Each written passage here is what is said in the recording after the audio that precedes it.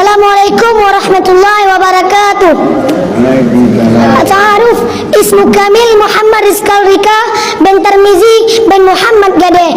Tarikul milad ulidtu bi ulim fit tarikh 13 as-sanah 25,000. Madrasatul akhirah kuntu mutakarrijan min madrasatil ibtidaiyah al-hukumiyah Merdu Pidijaya. Unwanu kamil unwani fi karyati ulim al-mantiqah Pidijaya al-asimah Aceh. Ana min fasli sani salis mudarrisi fi dawratil lughatil arabiyyah Ustaz Muzakkir. Masyaallah. Rabbi shrah li sadri wa yassir li amri wahlul 'uqdatam min lisani yafqahu qawli. Warabi'u mashu ba'dir ra'si min zakarin aw unsa aw khunsa aw mashu ba'di sya'rin fi haddir ra'si wa la tat'ayyanu al-yadu lil mashi bal yajuzu bi khilqatin wa ghairiha walau wasala ra'sahu jaza walau wada'a yadahu mablulata wa lam yuharrikha jaza. Wal khamisu masul rijlaini ma'al ka'baini in lam yakun al mutawaddi'u labisan li khuffain fa in kana labisahuma wajaba alayhi masul khuffaini aw ghuslu rijlaini wa yajibu ghuslu ma alayhima min sya'rin wa sil'atin wa azwa'i za'idatin kama sabaqa fil yadain. Dan bermula yang keempat itu menyapu sebagian kepala. Dari mana dia sapu sebagian kepala? Dari laki-laki atau perempuan atau khunsa, atau menyapu sebagian rambut.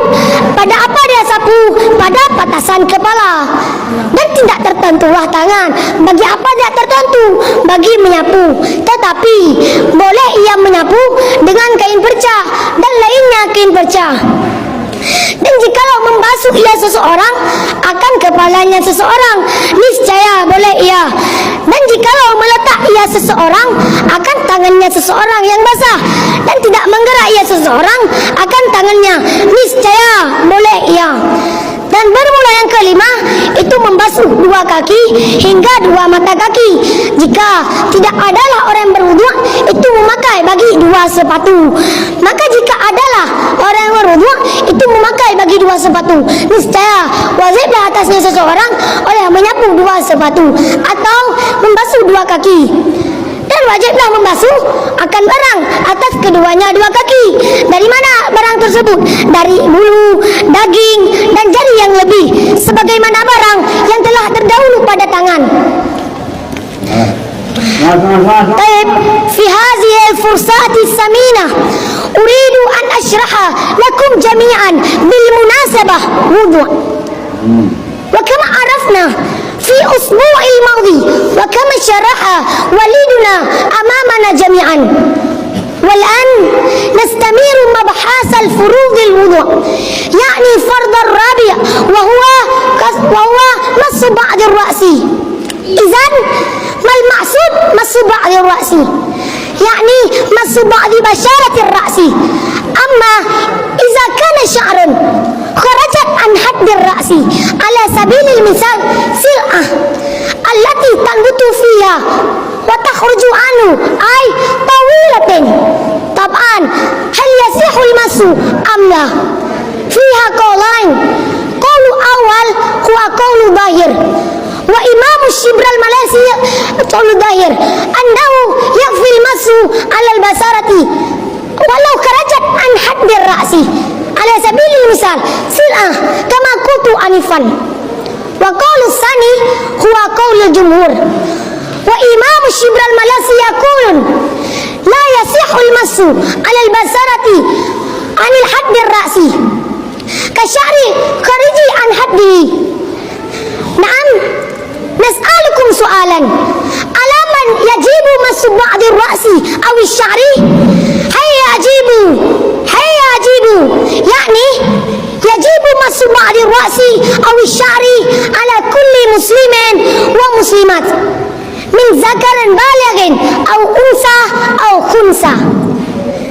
وكذلك يجوز علينا أن نمسح بعض الرأس لكن لا تخرج عن حد الرأس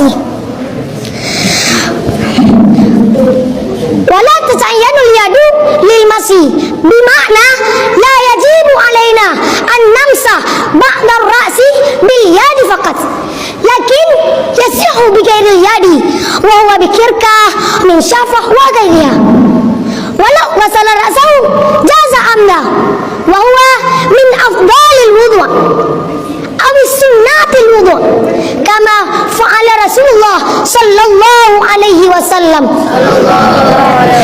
ولو وضع يده المبلولة ولم يحركها هل يصح أم لا؟ طبعا يصح جدا. زرحين سأبين لكم فرض الخامس من فروض الوضوء يعني فرض الخامس يعني مغسل الرجلين مع الكعبين. أما كيفيتها لا بد علينا عندما نغسل الرجلين أن نزيد فوق الكعبين يعني على حد الكعبين. لماذا؟ لإتمام الواجب بدليل القواعد ما لا يتم الواجب إلا به فهو واجب.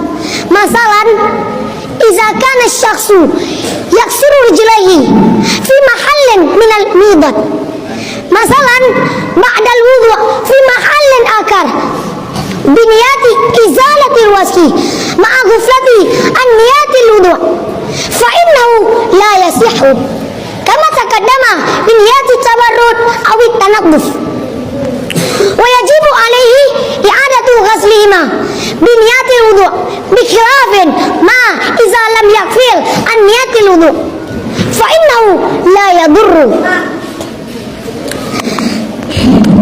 هذا كلها من فرض الخامس وهو غسل الرجلين مع الكعبين. فإن لم يكن المتوضئ مستخدما خفين أي لابسا خفين فإن كان لابسهما وجب عليه مسح الخفين أو غسل الرجلين ويجب غسل ما عليهما من شعر وسلعات وأسماء زائدة كما سبق في اليدين.